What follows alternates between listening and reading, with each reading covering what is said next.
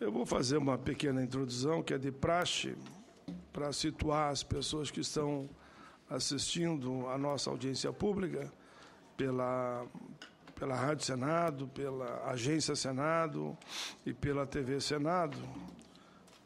Não vou me alongar, mas pelo menos vou apresentar o início.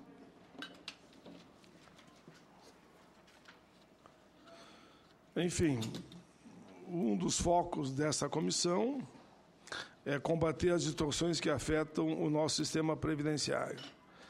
É antiga essa luta que nós todos travamos aqui, tendo um objetivo comum, entre elas, por exemplo, só acabar com o fator previdenciário, que não precisa aqui eu falar, que corrói tanto o salário dos trabalhadores.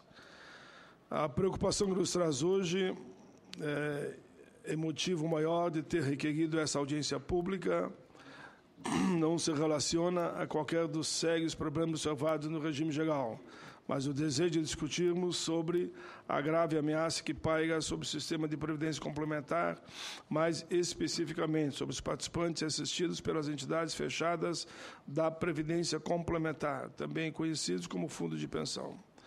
Tem se tornado flagrante a tendência à adoção de medidas pelas patrocinadoras, em conjunto com as próprias entidades de previdência complementar, no contexto atualmente vivido pelos fundos de pensão, e que aí nós ficamos muito preocupados que o principal motivo apontado pelas entidades é pela forma como está sendo feito essa questão, que reside na não manutenção do equilíbrio financeiro e atuarial dos planos de benefícios definidos. Bom, muito mais do que eu ler toda uma análise feita aqui pela consultoria, é deixar os nossos convidados falarem e eles vão naturalmente expor qual a maior razão de estarmos hoje aqui reunidos nessa comissão. Pela ordem aqui, a não ser que uma mesa entenda diferente, eu começo com a presidente da Associação dos Aposentados e Dependentes do Banco do Brasil, a senhora Isa Moronha. A senhora Isa Moronha, com a palavra, dispõe de 10 minutos com mais 5. Tá ligado, né? Senhoras e senhores senadores, senador Paim, doutor José Maria Rabelo, nossos convidados, né, da Petros, do Banco do Brasil, muito bom dia. O tema que nos foi apresentado para discorrer foi Fundo de Pensão e Dignidade Humana. Quando nós falamos em dignidade humana, é preciso nos reportar ao menor benefício pago pela Previ, R$ 980, e o maior benefício estatutário dentro da Previ, R$ 34 mil. E aqui nós nos deparamos com um fundo de pensão milionário, né? O maior fundo de pensão da América Latina, com ativos que somam 170 bilhões. Essa disparidade entre o menor e o maior fere todo o princípio do mutualismo da Previdência Complementar.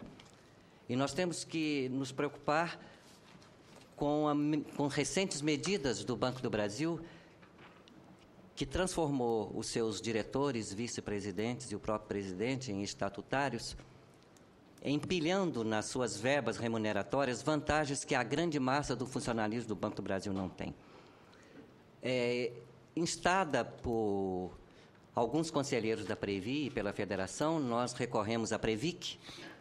A Previc determinou ao Banco do Brasil e à Previ que estabelecesse um teto de benefícios, e essa situação continua em suspenso até hoje. Do ponto de vista da Previ, que está normatizado.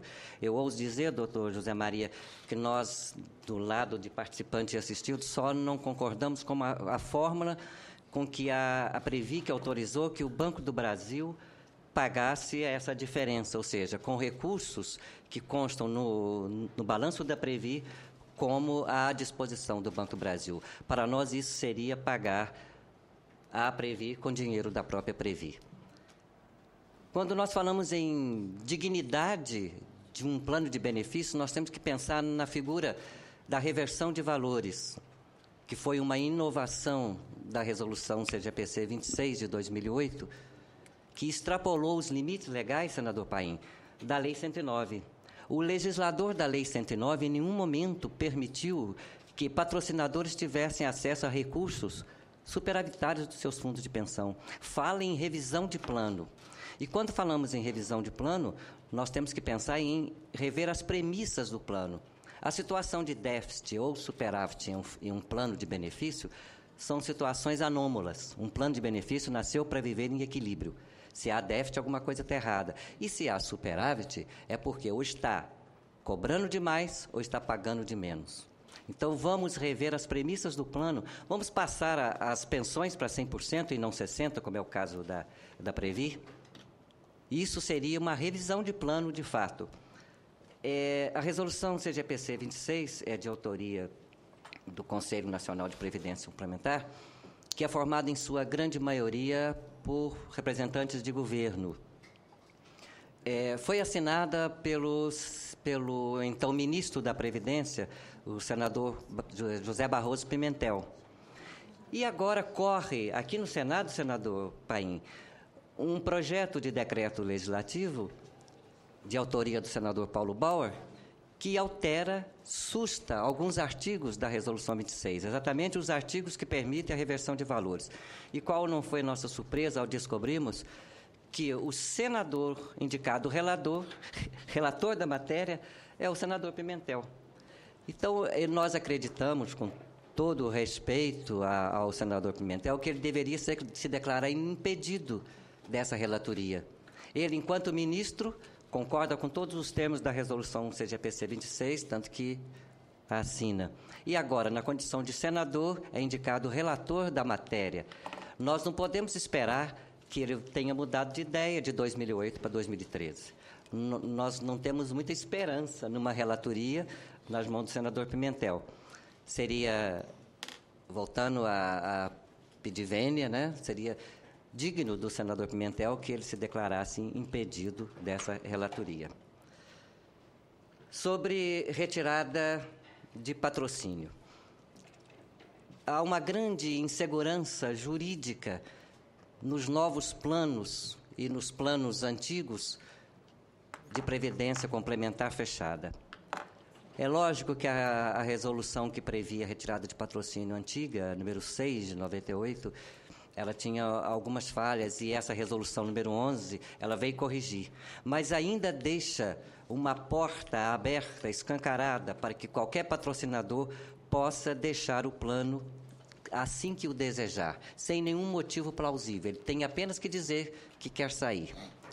Então, eu pergunto aos senhores que hoje criaram o Fundo de Pensão do Funcionalismo Público, o FUNPRES, que expectativa que se oferece a um jovem de 20 anos que entra para o funcionalismo público.